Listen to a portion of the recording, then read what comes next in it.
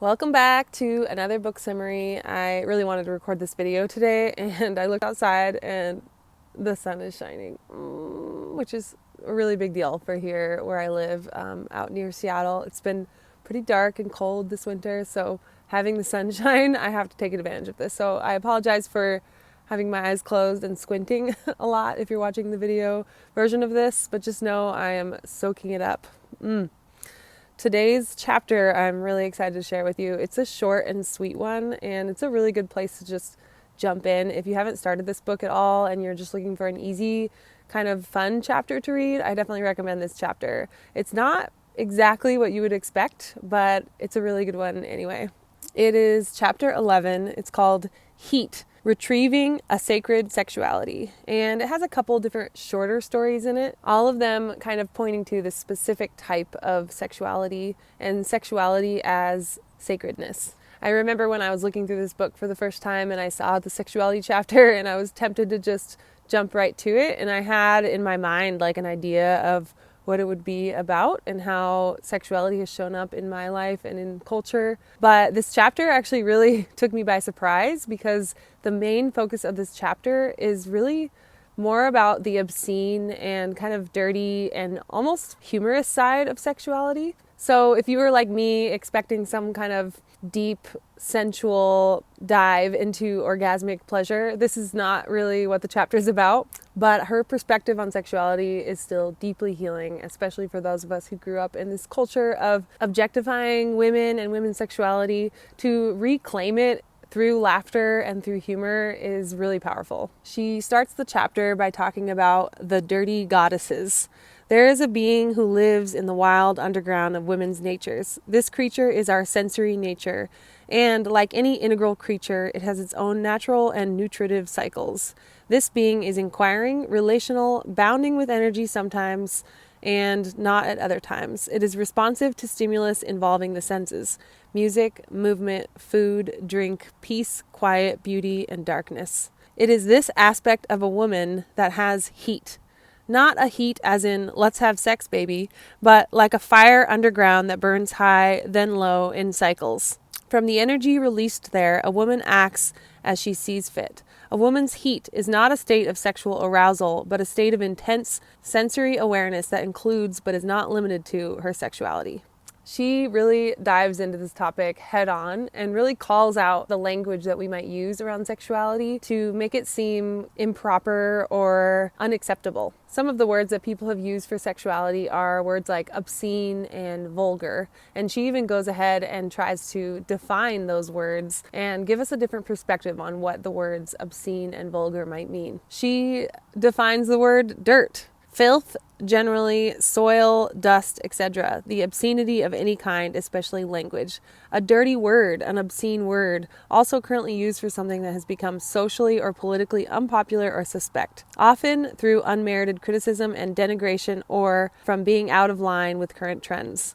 Obscene, from Old Hebrew ob, meaning a wizard or sorceress. So as you can see, these words have interesting roots.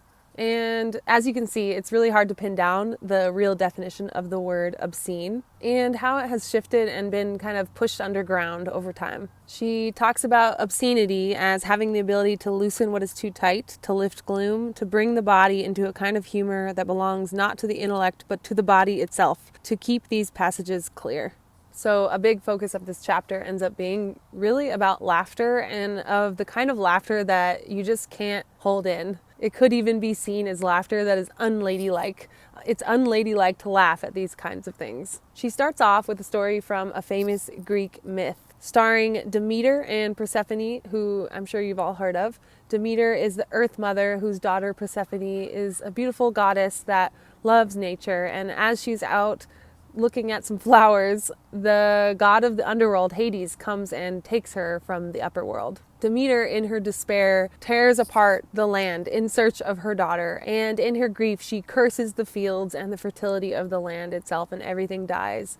And she is muddy and dirty and crawling through life, very depressed. And she comes upon the little belly goddess Babu. And Babu is this dancing female that is very strange indeed. She doesn't have a head, her eyes are her nipples, and her mouth is her vulva. Babu dances up to Demeter in kind of a sultry way and starts telling jokes through her vulva mouth. The story won't even share what the jokes are because they're so vulgar. And the Earth Mother, Demeter, actually loosens up a bit and starts laughing along with this belly goddess.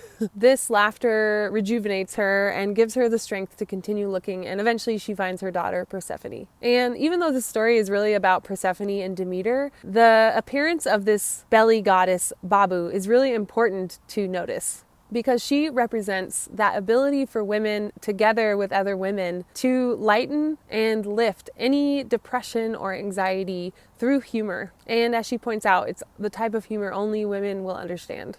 Women desire to live in a solely female atmosphere from time to time, whether in solitude, by themselves, or with others. This is a natural feminine cycle.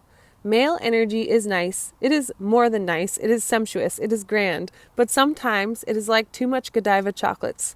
We yearn for some clean cold rice for a few days and a clear hot broth to clear the palate. We must do this from time to time. She goes on to say, the little belly goddess Babu raises an interesting idea that a little obscenity can help to break a depression. And it is true that certain kinds of laughter, which come from all those stories women tell each other, those women's stories that are off-color to the point of being completely tasteless, those stories stir libido. They rekindle a fire of a woman's interest in life again. The belly goddess and the belly laugh are what we are after. So as you can see, this story is really highlighting a very specific flavor of sexuality. It's not the sexuality that you think of between a man and a woman and that romance or that intensity that goes along with that. It's not even really the sexuality that creates a child. It's that sexual and sensual, really, energy that women share with each other. She shares another story called Coyote Dick, which I'll let you read, but it's just a funny story about a coyote who loses his penis and the penis ends up in a bush of nettles and is super itchy. And between the women in the story, the joke is really about that look in the man's eyes that they're so itchy. And it makes me laugh just thinking about it, but you have to read the story. I don't do it justice. But it's just one example of one of those stories that women might tell when they're together, just women, with the hope of conjuring up a really, really big belly laugh. She also talks in this chapter about the difference between the sacred, the sexual, and the sensual. She says, the sacred and the sensual sexual live very near one another in the psyche, for they are all brought to attention through a sense of wonder, not from intellectualizing, but through experiencing something through the physical pathways of the body.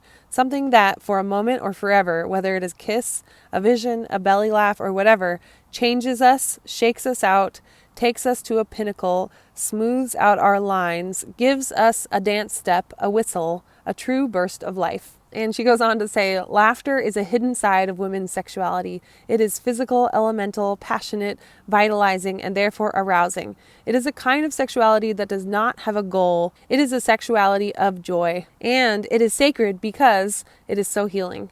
It is sensual, for it awakens the body and the emotions, and is sexual because it is exciting and causes waves of pleasure. This whole chapter is just pure poetry, so bear with me while I share a lot of quotes. There is one final story that I want to share that she shares in this chapter that is probably one of my favorites in the book, and it's just a short and sweet one. The story goes, there's a president, I think it's President Eisenhower, is visiting a country in Africa. She doesn't remember the country, but she says Rwanda.